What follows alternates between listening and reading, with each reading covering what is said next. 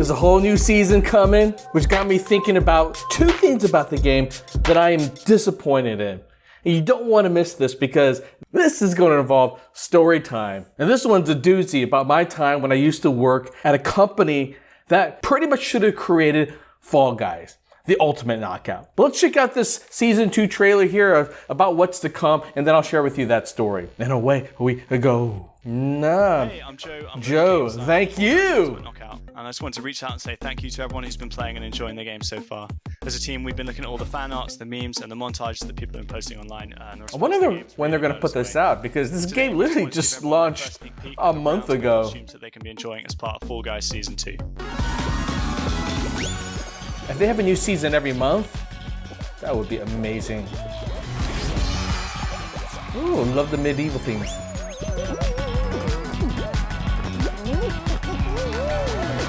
In Season 2, you'll be dressing your Fall Guy as a medieval hero and competing across brand new rounds inspired by different quests from the Middle Ages. Traverse giant drawbridges, dodge swinging axes, and scale movable siege ramps. That kind of looks like the same. Game, show, that one's interesting.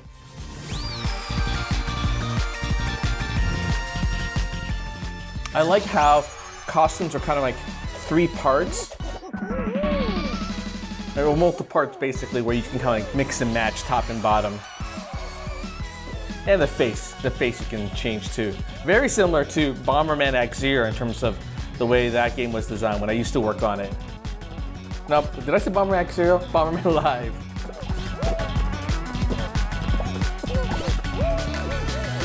We hope you've enjoyed the sneak peek of Fall Guys Season 2. Love it. But if you want to stay up to date, then yeah, I've been playing a lot of this game lately. It's so deceptive because in my second session, I was able to win it. So I was thinking, wow, this is so easy. And then it took a long time to come back around and win a second time. But yeah, let's get into what I am hopeful that they fix, because to me, I didn't see it here, but really my number one gripe with the game right now, and I'm curious to know if you all feel the same way about this too, is that the game is so addictive that it feels like when you're sitting there waiting for the game to boot up, when you're initially in that lobby and you're trying to get 60 players, it feels like an eternity. I swear that number like hangs around 50 some, crawling its way slowly to 60 is just, it's like one of those screens where you see something downloading and that download bar just like gets to the end fast and then it just hangs there forever. I feel like it's fake. And the loading even between the rounds feels like it's just a little too long. And when you kind of consider like the whole game, one whole session of you trying to get to the end, lasts between 5 minutes and 10 minutes, I feel like 25% of the time it's just stuck in the load screen. So if they could optimize that some way, to me, that would help reduce that sort of frustration I feel when you're sitting there just waiting for the next thing to load in. But my biggest disappointment with the game brings back memories of when I used to work at Hudson Entertainment. And for those of you perhaps who are a little too young to even remember this company, Hudson Entertainment was the US branch for Hudson Soft, which was really considered the king of party games. They made games like Bomberman, Mario Party, Fusion Frenzy, for those of you who are Xbox fans, and a host of like a dozen other games that are designed for you to get together and play with people. Now, the funny thing is that when I used to work at Hudson, I eventually worked my way up to Vice President of Publishing in the North American office. And we had reached the point where we're thinking of new ideas, and a game just like this was something that my team was putting together and pitching. As you can imagine, given the fact that we created games like Bomberman, that studio that I was in the United States was really the first Bomberman game in decades that was made outside of Japan, because it's a very Japanese-centric company. Yeah, we were ready to cut our teeth after creating Bomberman Live, which won multiple Game of the Year awards on Xbox Live.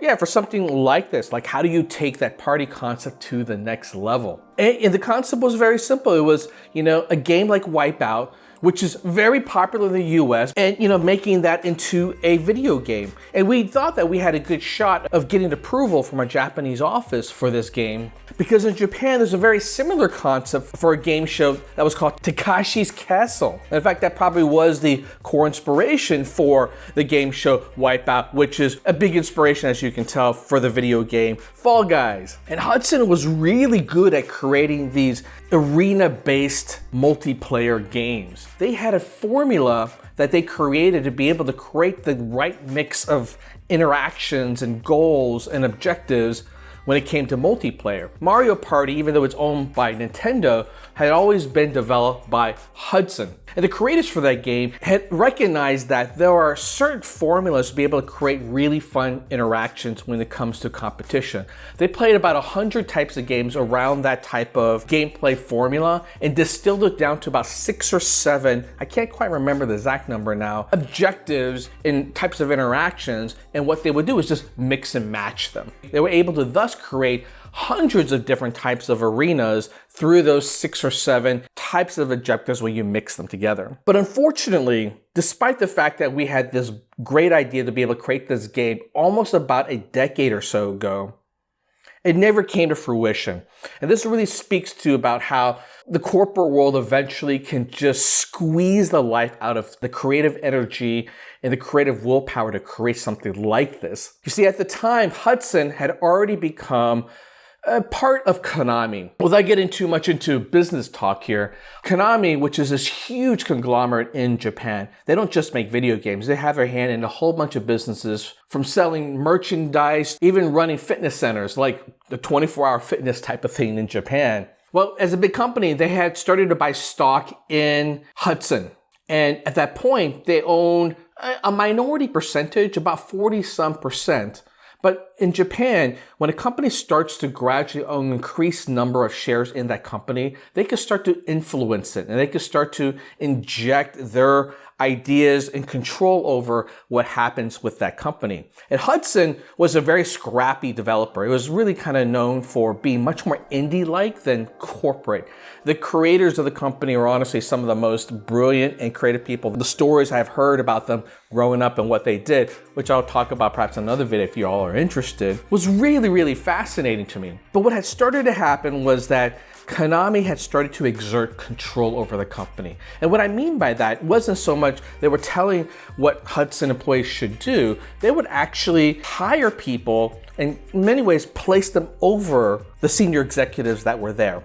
So as an example, in the United States, we had a CEO that ran the company in North America. But what they had done is basically put in someone who now worked at Hudson, but who used to work at Konami above this guy. It was some sort of unofficial title. His job, in essence, was to sit in the US office and just watch what the CEO is doing and to kind of listen and go like, so that's what you're doing. Maybe you should do this instead. You know, this will be better for the company instead. And so even though he didn't directly tell us what to do, it was this kind of subtle influence that you start to realize how Konami was exerting control over the company. And this guy, unfortunately, and I won't go into the names, came from a background of finance, sort of like a Wall Street guy. He doesn't play games, so for him, everything was about numbers. Now, I can't blame Konami entirely for the downfall for Hudson. There's some interesting articles that you can find online about like the last day of Hudson Entertainment and what happened to that company. Because at the same time, Hudson had reached a point of being a very stagnant developer. What they had figured out was that they had a formula of creating games, and some of the games like Bomberman had already reached version 45 to 50, and they would just iteratively improve it, when really they should have rethought the formula. They should have pushed it more to like a season-based type of gameplay. They should have pushed it more towards free-to-play, something that I had advocated for, but I was continually shot down for. And in fact, I was shot down for 2 years of trying to launch a Bomberman game at around $10 because they were so used to charging $60 for a premium game because of the traditional console box retail product. When I convinced them that the world has changed, the only time people are going to pay for $60 for a game like this now is if it's like Halo or Gears of War, not for Bomberman. There's a different business model that would work better, and they did embrace that with DLC, but they never bought into free-to-play, which was a big miss for the company.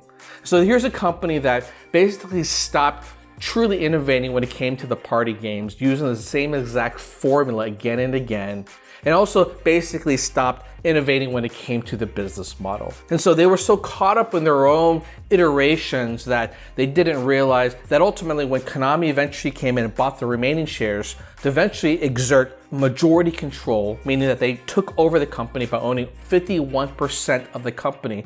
At that point, Hudson was no more. Everything about Hudson was phased out, all the staff was let go, all the IPs are now owned by Konami, and I don't know what they're doing with it at this point. It's really unfortunate because Hudson was sitting on a goldmine of an opportunity. And in fact, when I had left, I had helped build the North American office to become, in essence, one of its most profitable subsidiaries for the whole company. And that's because we tapped into this growing market of what I would call mid-core gamers. Gamers who want the core dynamics of being able to be competitive and master the gameplay dynamics, but games that are simple enough to be able to jump in and out very quickly, which is a game like Fall Guys. So for these developers, I don't want to take anything away from Mediatonic. Kudos to them. They really deserve it. Great, great game. You can tell people love it. It's the biggest sensation in gaming these days. But I hope my lesson, my biggest disappointment of having to live through an experience where even in my senior level position, I couldn't influence enough of the company to make the right choices. And that was one of my biggest disappointments.